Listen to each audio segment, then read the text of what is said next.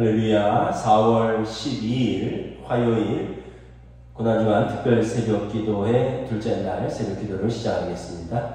사도신경으로 우리 신앙을 고백하시겠습니다.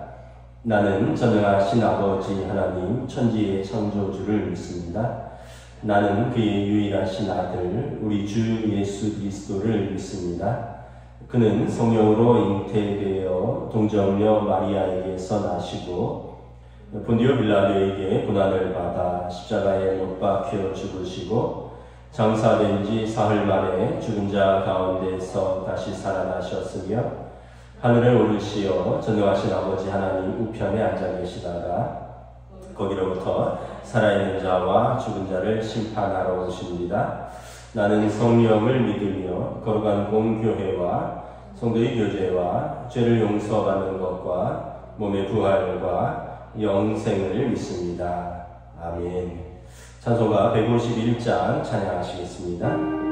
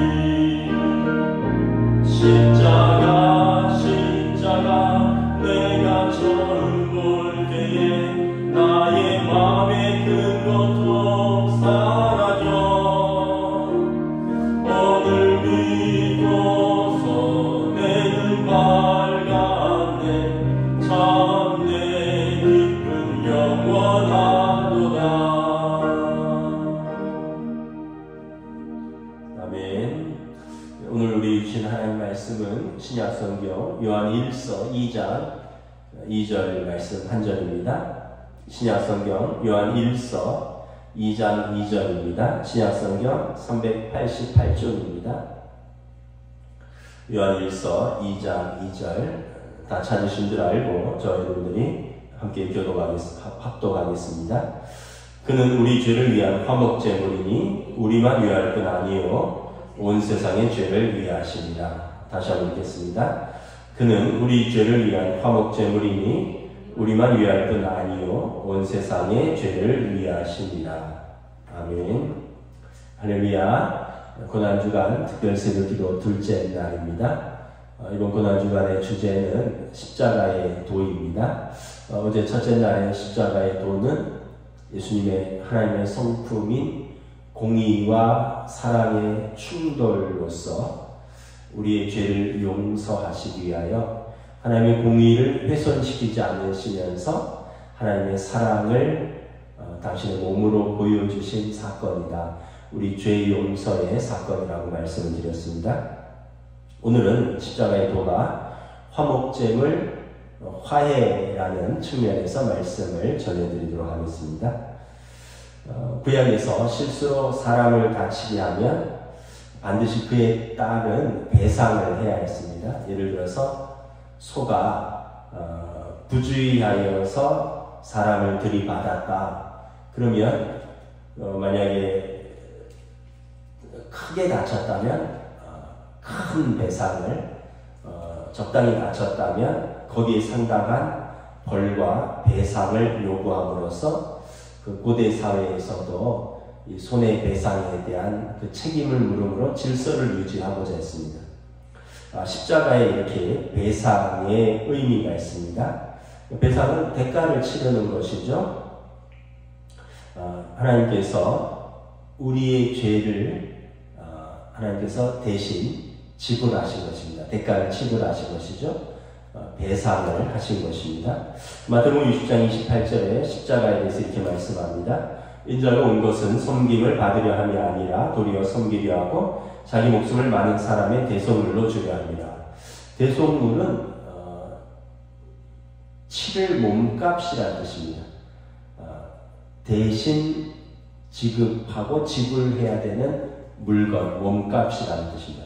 그래서 치를 몸값으로 번역하면 인자가 온 것은 섬김을 받으려 함이 아니라 도리어 섬기려 하고 자기 목숨을 많은 사람의 치를 몸값으로 주려 함이라, 이런 뜻입니다.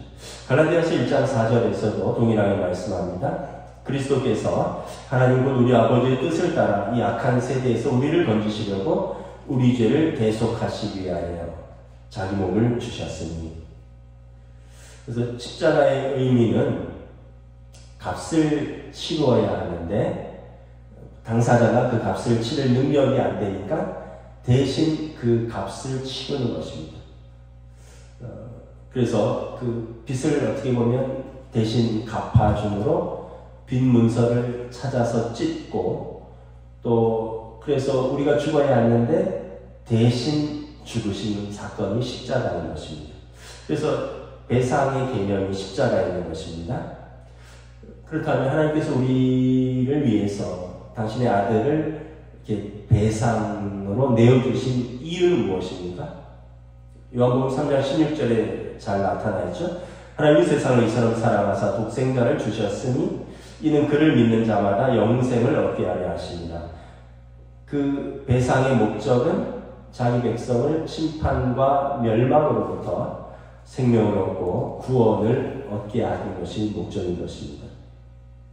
그래서 이 십자가의 핵심 사상은 우리가 죄를 지었는데 죄값을 치를 능력이 없고, 또 우리가 죄값을 받아야 되는데 우리가 죽는 것이 하나님이 안타까우셔서 우리 대신 죄값을 치르시고 우리 대신 예수님이 십자가를 지시고 죽으심으로 우리를 속량, 다시 말하면 대신 치를 몸값으로 우리를 구원하신 사건인 것입니다. 이것을 이제 신학적 용어로 속량 구속이라고 하는데, 히브리인들이 가장 잘 알고 있는 속량 구속의 개념이 제사입니다. 레위기의 제사를 잘 설명하고 있죠. 레위기에서 사람들이 제물을 가지고 제사장에게로 가져오면 제사장이 성전 문 앞에서 제물과 제물을 가져온 사람의 머리에 손을 얹고 이 사람의 죄의 속죄를 위해서 하나님께 기도합니다. 그러면 이 제물에 이 사람의 죄가 이렇게 전가되는 것입니다. 그리고 이 제물은 이 사람의 죄를 짊어지고 죽는 것입니다. 칼로 제물의 생명을 끊고 제물의 피가 제단 밑에 다 흘려진 이후에 제물의 몸뚱이가 제단 위에 올려져서 온전히 불살라 태워지는 것입니다. 그래서 제물이 그렇게 태워짐으로써 제물을 가져온 사람의 죄가 일시적으로 속량을 얻고 하나님께 나아갈 길을 얻는 것입니다. 이것이 구약의 제사의 의미입니다. 예수님의 십자가의 의미는 이 제사의 제물과 같다라고 신약성경을 말씀하고 있죠. 근데 히브리서에서 보면 반복되는 제사, 이 숫 염소의 피가 반복적으로 흘려지는 것이 아니라 하나님의 아들이 단번에 피 흘리심으로 영원한 효력을 가진 제사를 드리셨다라는 것입니다. 그러니까 짐승은 다음에 올 때 또 그 사람의 죄를 짊어져야 되는 반복적인 피 흘림이 있어야 되는데, 예수님의 십자가는 하나님의 어린 양으로서 예수님께서 한 번에 온전히 그리고 영원한 속량을 이루셨다라는 것입니다. 오늘 본문에서 사도 요한은, 그래서 오늘 본문 요한일서 2장 2절에 예수님은 우리 죄를 위한 화목제물이니 우리만 위할 뿐 아니요 온 세상의 죄를 위하시며, 죄가 생기면 불화하게 되어 있습니다. 여러분, 부부간에 죄가 끼어들면 부부가 불화하게 되어 있습니다. 부모 자식 간에 죄가 끼어들면 부모 자식 간에 불화하게 되어 있습니다. 누구와의 관계에서도 마찬가지입니다. 친밀한 관계에 죄가 끼어들면 관계가 깨어지고 불화하는 것입니다. 그런데 이 불화한 관계를 화목케 하는 희생이 있고 나서는 관계가 회복되는 것입니다. 그래서 여러분, 누군가 용서를 빌어야 되고요, 또 용서를 해 주어야 되는 것입니다. 예수님의 십자가가 하나님과 우리 사이에 깨어진 관계, 단절된 관계, 불화한 관계를 예수님이 화목제물로서 당신을 온전히 드림으로 하나님과 우리 사이를 화해시킨 것입니다. 그래서 로마서 3장 25절에 이 예수를 하나님이 그의 피로써 믿음으로 말미암는 화목제물로 세우셨으니, 예수님이 하나님께 당신을 화목제물로 드림으로 하나님과 우리 사이를 화목시키셨습니다. 어제 말씀, 하나님의 공의와 하나님의 사랑이 충돌하는데 하나님의 공의를 훼손하지 않으면서 하나님의 사랑을 구현하는 방법으로서 우리의 죄를 그냥 없애는 것이 아니라 당신의 아들이 그 대신 죄를 짊어짐으로 말미암아 십자가에서 하나님과 우리를 화목시키신 것입니다. 이것이 십자가의 도의 중요한 의미인 것입니다. 이 화목의 제물은 금이나 은이나 동물이 아니라 인격이신 예수님께서 피를 흘리셔야만 했습니다. 왜 예수님이 꼭 죽어야만 하셨을까? 예수님이 꼭 피를 흘리셔야만 했을까? 구약에 보면 눈은 눈으로, 이는 이로, 생명은 생명으로 갚을지라 말씀하고 있습니다. 레위 17장 11절에 육체의 생명은 피에 있습니다. 내가 이 피를 너희에게 주어 제단에 뿌려 너희의 생명을 위하여 속죄하게 하였나니 생명이 피에 있으므로 피가 죄를 속하느니라. 그러니까 우리의 생명은 다른 어떤 걸로 대신 배상할 수 없는 것입니다. 생명으로 배상해야 되는 것입니다.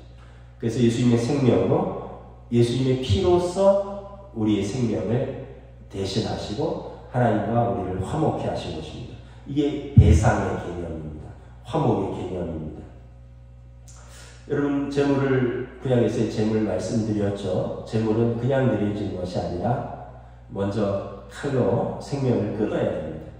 그리고 제단 밑에 피를 다 쏟아야 합니다. 그리고 이 죽은 짐승의 각을 뜹니다. 각을 뜬다는 것은 뭐냐면 껍질을 벗겨나고 내장을 발라내고 뼈와 뼈, 살과 살을 추리는 것을 의미하는 것입니다. 그래서 예수님께서 그냥 죽으신 것이 아니라 우리 십자가에서 우리를 위하여 예수님께서 수치와 모욕과 또 조롱을 당하시면서 예수님께서 하나님의 진노를 우리 대신 받으신 것입니다. 그래서 십자가의 핵심은 예수 그리스도의 피 흘림입니다. 피가 죄를 속하기 때문에 그렇습니다. 요한일서 4장 10절 말씀입니다. 사랑은 여기 있으니 우리가 하나님을 사랑하는 것이 아니요 하나님이 우리를 사랑하사 우리 죄를 속하기 위하여 화목제물로 그 아들을 보내셨습니다. 사랑은 우리가 하나님을 사랑한 게 아니라 하나님이 우리를 먼저 사랑하셨다는 것입니다. 우리는 보통 우리가 하나님을 먼저 사랑한 줄로 압니다. 내가 하나님을 사랑해서 예배드리고, 내가 하나님을 기쁘게 해서 내가 찬양을 하고, 내가 하나님께 은혜를 돌려드리기 위해서 내가 예물을 드리고, 그래서 내가 하나님을 기쁘게 하고, 내가 하나님을 감동시키고, 내가 하나님을 먼저 사랑하는 줄 아는데 그렇지 않다는 거예요. 하나님께서 우리를 먼저 사랑하셨고, 그래서 그 사랑으로 아들을 우리에게 아낌없이 내어주신 것입니다. 그래서 그 사랑의 은혜를 받은 우리가, 그 사랑을 깨달은 우리가 그 사랑에 대한 응답으로 예배하고 찬양하고 또 예물도 드리고 또 하나님 기뻐하는 삶으로 응답하는 것입니다.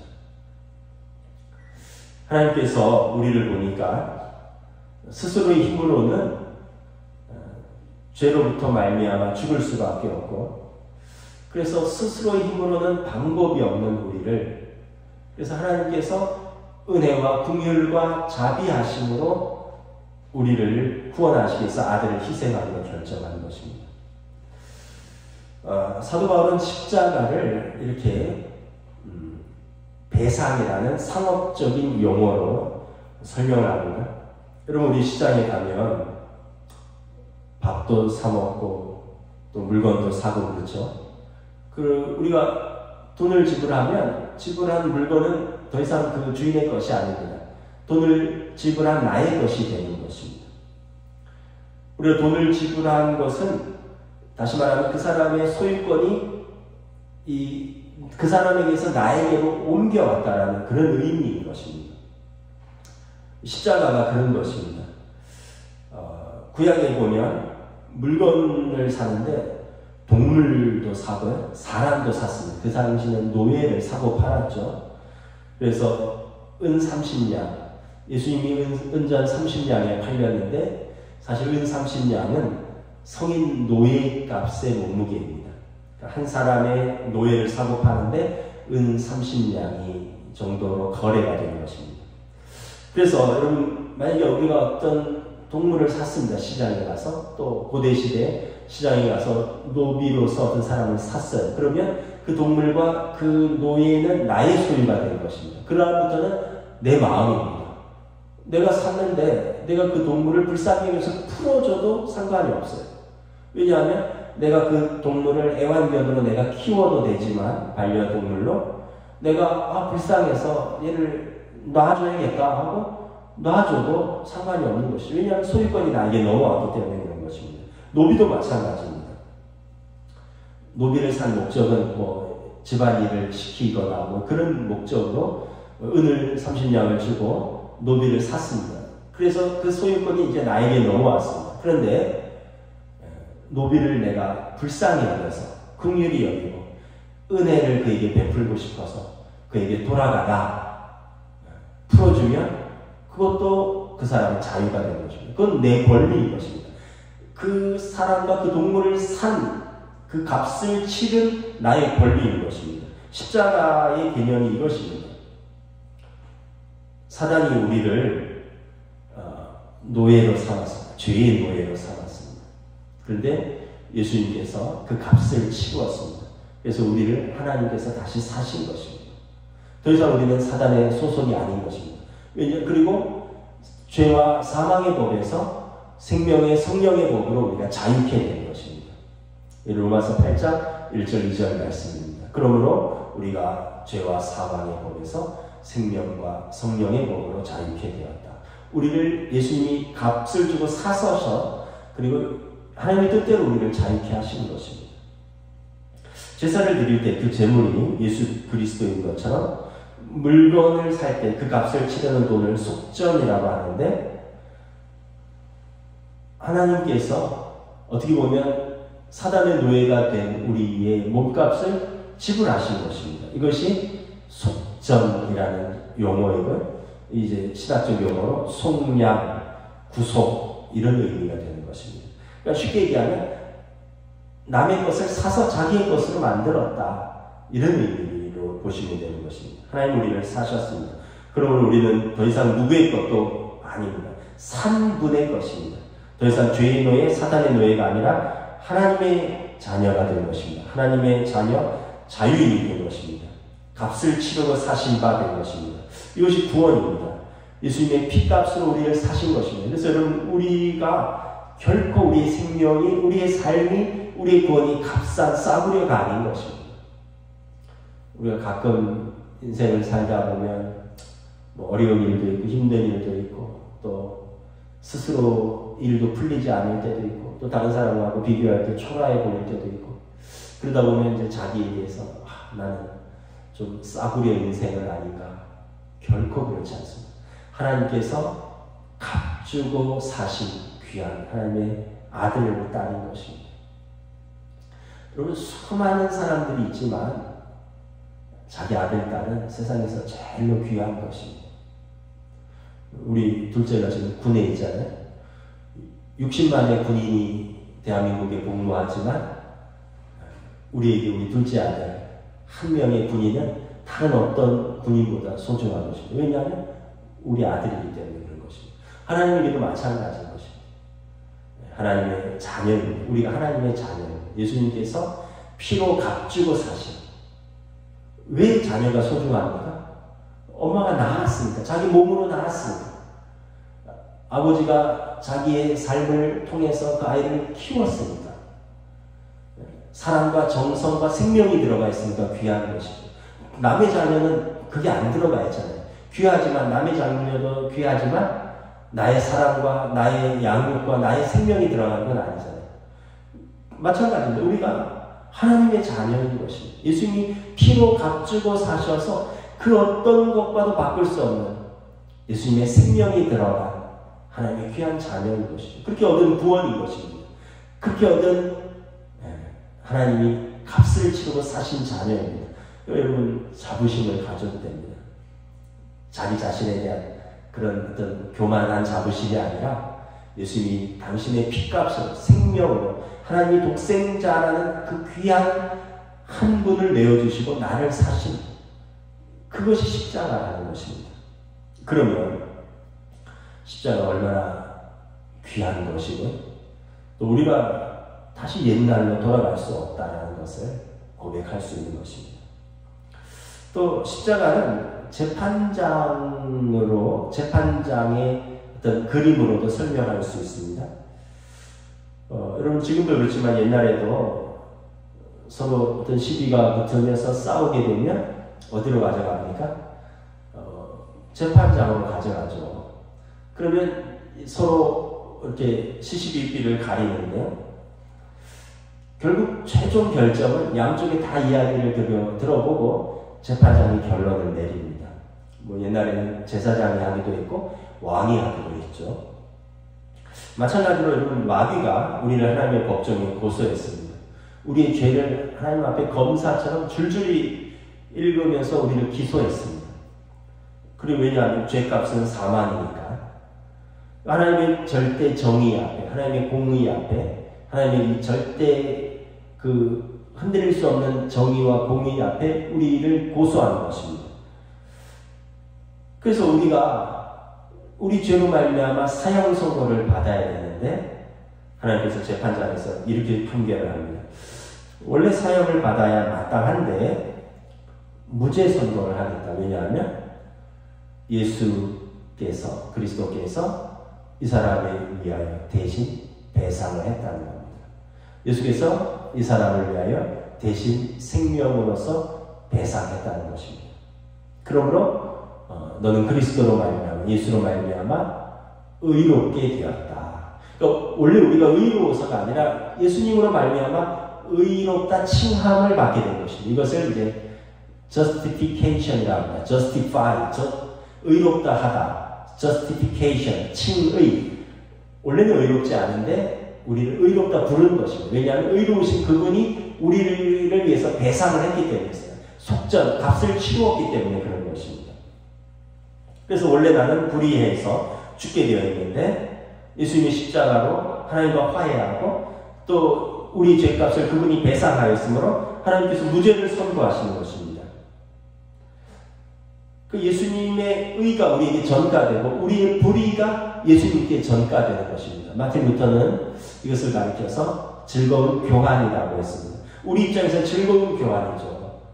여러분 어떤 것을 친구나 지인이랑 교환을 할 때 서로가 필요에 따라서 교환하지 않습니까? 누가 자기의 좋은 것을 다른 사람의 불필요한 것과 교환하겠습니까? 예수님은 당신의 의를 우리에게 주시고 우리의 불의를 가져가셨습니다. 우리 입장에서 보면 즐거운 교환인 것입니다. 그리스도의 피값이 우리의 죄라는 부채를 탕감하신 것입니다. 이 칭의를 받은 우리들이 이제 천국에 들어가기까지 이 땅에서 살아가는 삶을 연습하는 거죠. 그러니까 천국에 들어가는 그 영원한 삶을 위해서 의롭다 받은 우리가 이제 그 의롭다 함을 받은 사람의 합당한 삶을 사는 것입니다. 그리고 천국에 가면 그 삶이 영원토록 연결되는 것입니다. 이 땅에서 보면 어떻게 보면 천국의 삶을 연습하고 준비하는 기간이죠. 이걸 이제 신학적 용어로 성화라고 합니다. sanctify, sanctification. 거룩하지 않은데 거룩해져 가는 그 과정의 삶을 사는 것입니다. 그래서 어색한 것이 당연합니다. 우리 본성은 죄인이고요.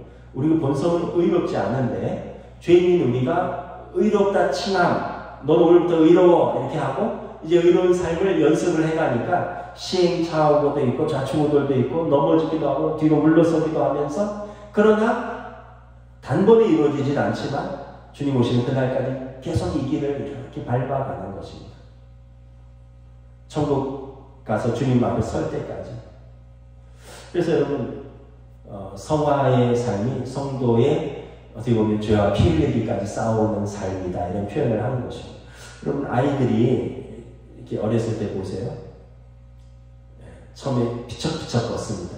뭘 붙들고 걷고 3발짝 걷다가 넘어지고 5발짝 걷고 어느 순간 10발짝 걷고 어느 순간은 자기 혼자 걷고 어느 순간 뛰어도 다니고 이렇게 완전히 걷기까지 그 과정이 있는 것이죠. 여러분 우리가 예수 믿고 하나님 앞에서 의롭다 되었고 그래서 거룩한 성도가 되었지만 그렇게 부름을 받지만 아직 완전한 성화된 상태는 아니라는 거죠. 그래서 그 길을 포기하지 않고 살아가는 것입니다. 이스라엘 백성이 노예로 살던 애국 땅에서 나왔잖아요. 출애굽. 이게 구약 성경의 핵심이죠. 출애굽. 이집트 왕의 소유에서 하나님의 자녀 소유로 바뀌는 것입니다. 이집트 왕의 통치를 받다가 하나님의 통치를 받는 거예요. 그러니까 이게 이제 구약 성경의 핵심인데 그런데 어떻게 그 사람들이 광야에서 옛날 습관이 계속 나온 거예요. 하나님의 소유가 되었고 하나님의 통치를 받는데 쌓여왔던 그 이집트 왕의 통치를 받던 방식들, 노예 근성이라고 하는데 그게 뭐예요? 계속 불평하고 원망하고 먹을 것이 없다, 마실 것이 없다. 우리가 광야에서 죽을 곳이 없어서 우리를 이렇게 고생시키느냐? 우리가 애굽에서는 고깃가마 곁에서 파와 마늘과 부추와 외를 먹었는데 모세는 우리를 불러서 이렇게 고생시키느냐? 이제 아직 노예 근성이 안 빠진 거죠. 그러면서 광야를 다 거쳐서 약속의 땅에 들어가면서 이제 새롭게 출발하는 것입니다. 마치 이제 북한에서 탈북하면 새터민이라고 그러잖아요. 어떤 뉴스를 봤더니 그분들이 그냥 대한민국 시민권을 얻는 게 아니라 먼저 국정원 같은 데서 뭐 6개월 또 뭐 1년, 2년 그렇게 4.3 교육, 직업 교육 그러면서 교육을 다 받고 또 어떤 지원금도 받고 직업 교육도 받고 그러면서 서울에 살지만 계속 익숙하지 않고 북한에서 살던 그래서 실수하고 또 그것 때문에 시험 들고 왜냐하면 북한에서는 그냥 시키는 대로만 하면 살았는데 한국에서는 어떻게 돼요? 자율적으로 살아야 되잖아요. 처음에 교육시켜주고 처음에 지원금을 주지만 그 다음부터는 자기가 취직해서 자기가 일해야 되고 누가 일거리를 거저주는 것도 아니고 배급을 주는 것도 아니고 자기가 스스로 일거리를 찾고 자기가 스스로 학교를 가야 되고 자기가 스스로 돈을 벌어야 되고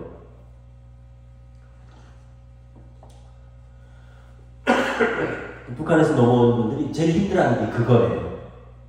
북한에서는 그냥 알아서 불러서 일을 시켜주고 알아서 배급해주고 알아서 일을 주고 그래서 능동적으로 할 수 없었는데 한국에 와서는 처음에는 그렇게 교육을 시켜주는데 이제는 스스로 해야 되니까 그게 너무 힘들다는 거죠. 그런데 거기에 적응해야지만 대한민국 시민이 되는 거죠. 여러분 광야 생활에 적응해야지 하나님의 백성이 되는 것입니다.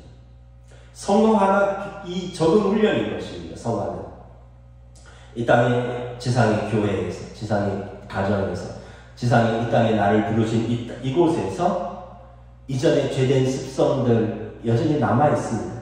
우리 입에서, 우리의 생활에서, 또 우리의 감정에서 여전히 우리의 옛 생활 습관들이 툭툭 튀어나오지만, 그러나 이 땅에서 우리가 계속해서 성령님이 인도하신 가운데 예수님의 피값으로 산 우리, 그래서 성령으로 말미암아 새롭게 된 우리가 내가 이렇게 살면 안 되지, 내가 이렇게 말하면 안 되지, 내가 이렇게 행동하면 안 되지, 내가 이런 식으로 사고하면 안 되지, 그러면서 이 땅에서 계속 교정하고 적응하고 거룩해져 가는 과정인 것이죠. 이 거룩이라는 것이 참 저는 이렇게 생각합니다. 의식하는 거예요. 의식하는 거. 우리가 누구를 의식하지 않으면 자기 멋대로 삽니다. 그런데 누가 있으면 어떻게 의식하잖아요. 외식하라는 게 아니라 하나님을 의식하면서 사는 겁니다. 하나님 없는 사람처럼 사는 게 아니라 예수님이 나를 위해서 이렇게 나를 대신 사시고 예수님이 배상하셔서 내가 얻은 이 생명을 의식하면서 사는 거예요. 값싸게 살 수는 없지. 내가 하나님의 자녀인데 하나님의 자녀로서 이 말이 합당한가? 이렇게 내가 사람들에게 대하는 것이 합당한가? 이렇게 의식하면 어떻게 돼? 거기에 반응하게 되어 있습니다. 어텐션이 생기는 거죠. 그게 거룩이에요. 거룩. 그리고 이것이 쌓이면 점점 성화되는 것입니다. 그래서 여러분 성화를 이루어가는 삶은 주님 오시는 그날까지 예수 믿고 나서부터 계속되어 가는 거죠. 그래서 여러분 예수 믿고도 똑같이 옛날처럼 자기 기분대로 살고 자기 성질대로 살고 또 뭐 흔히 말하는 대로 자기 타고난 팔자대로 살고 그럼 예수 믿을 이유가 없는 것이죠. 예수님께서 값을 주고 사신 그 목적을 잘 생각을 해보아야 하는 것입니다. 말씀을 정리하도록 하겠습니다. 하나님 우리를 의롭다 한 근본 원인은 우리 어떤 행위나 공로가 아니라 전적인 하나님의 은혜와 사랑 때문입니다. 그리고 내가 구원받은 순간은 예수님이 나를 위해서 배상하셨다. 하나님과 나를 화목케 하시기 위해서 십자가에서 내 죄를 짊어지셨다. 이것을 믿는 믿음입니다. 그러니까 우리의 믿음이 그러니까 예수님의 십자가 사건이 있고 그 십자가를 내가 믿고 고백할 때 그 예수님의 그 십자가 사건이 하나님 앞에서 우리의 믿음의 효력을 발휘하는 것입니다. 그 결과로 우리가 하나님의 자녀로 다시 태어나는 것이고 이 중생이죠. 거듭남. 그래서 이 땅 가운데 살지만 교회를 통해서 성도의 온전한 분량까지 자라나는 것입니다. 그럼 교회 공동체가 왜 필요할까? 혼자서는 믿음으로 살기가 어렵기 때문에 그래요. 그래서 공동체로서 함께 살아가는 거죠. 그럼 고아들이 왜 불쌍해? 혼자서 살아가니까 어렵잖아요. 부모도 있고 형제도 있고 도와주고 공동체를 이루어서 살면 훨씬 힘들지 않죠. 여러분 혼자서 믿음 생활을 하는 거 가난한 성도들, 고아 같은 성도들입니다. 불쌍한 거죠. 근데 믿음의 교회 공동체로서 살면 혼자 하는 게 어려운 것들을 함께 배워가고 함께 걸어가고 함께 협력하면서 배우는 것입니다. 이게 여러분 성도의 성화의 과정인 것입니다. 그래서 오늘 결론입니다. 에베소서 2장 14절부터 17절 말씀을 읽고 마치겠습니다. 그는 우리의 화평이신지라 둘로 하나를 만드사 원수된 것 그 중간에 막힌 담을 자기 육체로 허시고 법조문으로 된 계명의 율법을 폐하셨으니 이는 이 둘로 자기 안에 한 세 사람을 지어 화평하게 하시고 또 십자가로 이 둘을 한 몸으로 하나님과 화목하게 하려 하시니라. 원수된 것을 십자가로 소멸하시고 또 오셔서 먼데 있는 너희에게 평안을 전하시고 가까운 데 있는 자들에게 평안을 전하셨으니. 기도하겠습니다. 예수님이 우리를 위해서 화목제물로 하나님과 우리를 화평케 하신 것, 이것이 십자가의 도인 것입니다. 함께 기도하며 나아가겠습니다. 하나님과 우리가 화평케 된 것, 하나님과 우리가 화목케 된 것은 거저된 것이 아닙니다. 여러분 사람과의 관계 속에서도 우리가 누군가와 화목하려면 누군가 가운데 서야 됩니다. 예수님이 중보자로 하나님과 우리 사이에 서셨습니다. 그리고 우리를 위하여 기꺼이 그 화목의 직분을, 화해의 직분을 감당하셨습니다. 기도하며 나아가겠습니다. 예수님의 이 십자가의 그 화목 누려지는 사건에 대해서 우리가 다시 한번 십자가의 도에 대해서 깊이 깨닫고 묵상할 수 있기를 원합니다. 우리 주님께서 우리를 사랑하셨습니다. 하나님과 우리가 그 갈라진 또 그 장벽을 허무시고 당신의 육체로 허무시고 하나님과 우리를 화목케 하셨습니다. 하나님에게 하셨습니다. 예수님이 당신의 몸으로 우리의 몸을 사셨습니다. 당신의 생명으로 우리의 생명을 사셨습니다. 당신의 피값으로 우리의 피값을 배상하셨습니다. 그러므로 우리 더 이상 죄의 노예도 아니고 사단의 노예도 아니고 하나님의 자녀가 되었습니다. 거룩한 하나님의 자녀가 되었습니다. 우리가 이 십자가의 도를 우리가 부끄러워하지 않고 하나님의 능력으로 여기고 감사함으로 은혜로 거듭나는 우리가 믿음으로 살아갈 수 있는 주를 인도하여 주시옵소서.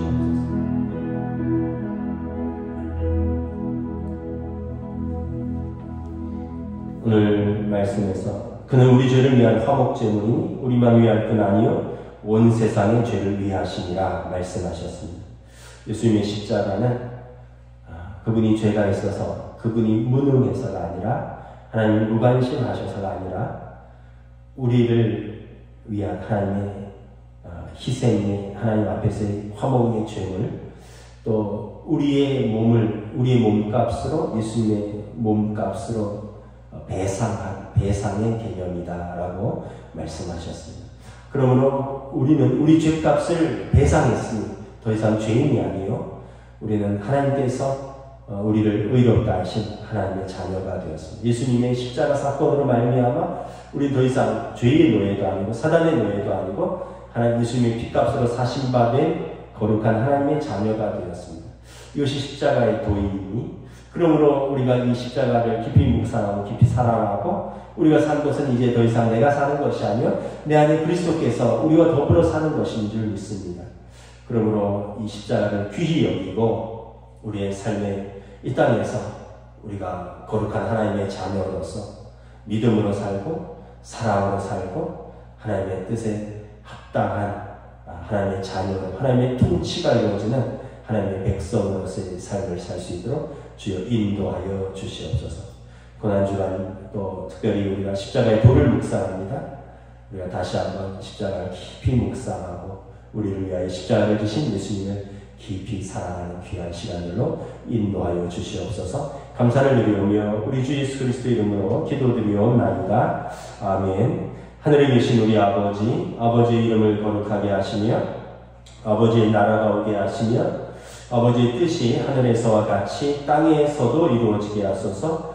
오늘 우리에게 필요할 양식을 주시고 우리가 우리에게 잘못한 사람을 용서하여 준 것 같이 우리 죄를 용서하여 주시고 우리를 시험에 빠지지 않게 하시고 악에서 구하소서. 나라와 권능과 영광이 영원히 아버지의 것입니다. 아멘.